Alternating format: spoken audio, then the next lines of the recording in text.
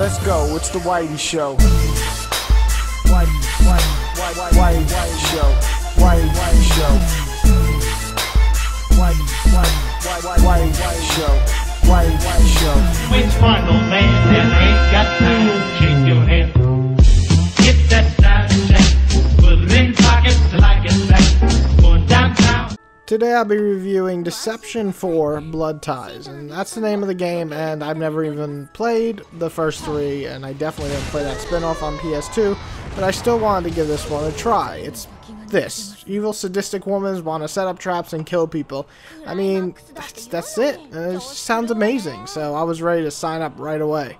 Now, many know my way of Japanese tongue is garbage, so I won't even attempt to name the characters' names in this game. But the main girl, the one you play as, is kind of like a pushover. She does the work of the other three women in this game, who are basically teaching you how to kill people. Of course, they all come across as these super fun anime-looking girls with like barely any clothes on. So anyone who enters their domain is fucking dead, I'm assuming, because they get to see them half naked and they just don't like that. Or maybe they do. I don't really know why they kill people, but they do. The gameplay, like I said, is set up to build traps and kill your foes. Set up a trap and then fling them across the screen, or crush them with a boulder, or shoot them with a fireball, and so on. Even better is connecting them in a row to create a combo. It looks satisfying, but it actually helps your score and you gain new traps that way. So, is this PS3/Vita game worth trying out? I'm going to tell you right now. Which one, old man, that ain't got time to shake your head? Get that side check, put it in pockets till I get back.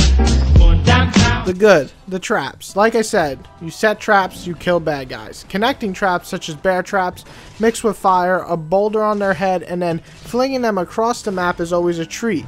Using them in an environmental trap is also awesome to watch and usually super devastating.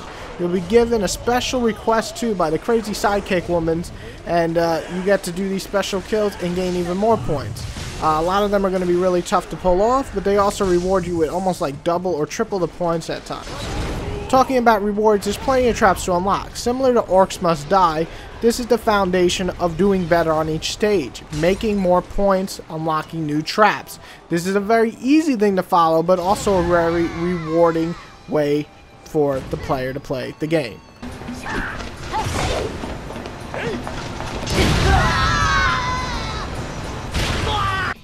The story, well, presentation is a bit weak, is nonetheless fun. The girls are vicious, and despite their lack of clothing, they sure know how to kill. Do not mess with these women, because they will chop your dick off. And I mean literally, they've chopped people's dick off in this game. So it's pretty disturbing. The design, well, I'll get to the graphics in a bit. The design itself is pretty cool. It comes off very gothic-like, with a couple of different rooms to explore and have fun in each one. Each one is also set up where you can torture the bad guys in all these different ways. So design-wise, especially level design, is well above average.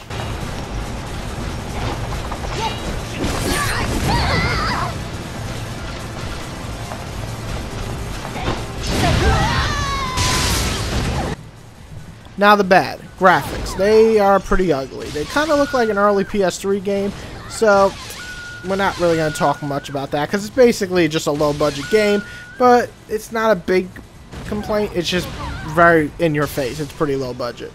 The AI is pretty bad. I get that they're made to fall into your traps, but 9 out of 10 times, they just go in like full retard mode and simply just walk into your traps for absolutely no reason. Like, I don't see that big-ass boulder falling down the steps. Oh, wait! And then they get hit right in the face, so I don't really get it.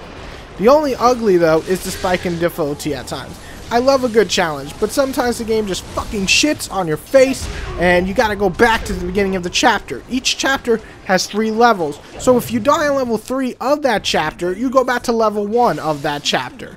I love and hate it. While I never get to the point of wanting to stop playing the game, because I died, I could see why some might not like it. I mostly just hate how bullshit some enemies' attacks can be, and they kill you in like 2 hits, and you're on the ground, you're just like, man, that's bullshit. Which one, old man, that ain't got time to shake your head? Get that side check, put it in pockets till I get back. Going downtown. Overall, it's a very different game. I wasn't, I didn't know what to expect. Maybe some buggy, shitty game like Magus. Remember that shit? Fucking shit game. I was handed a game today, a review code for a game called fucking Baldhead that you see on the screen is like, you can either choose this. Ha ha ha!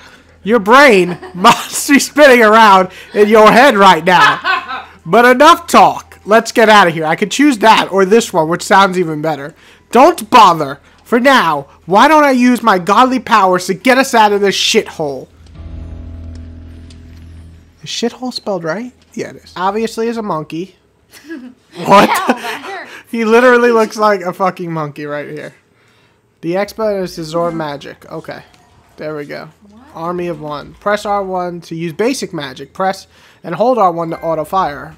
Basic magic does the least damage to an enemy. How am I getting so many trophies for fucking just starting the game? You said, I feel drained. I feel drained. Okay, to knock enemies. Okay. Of emotion. But instead, I got a well-crafted, while it's a low-budget title.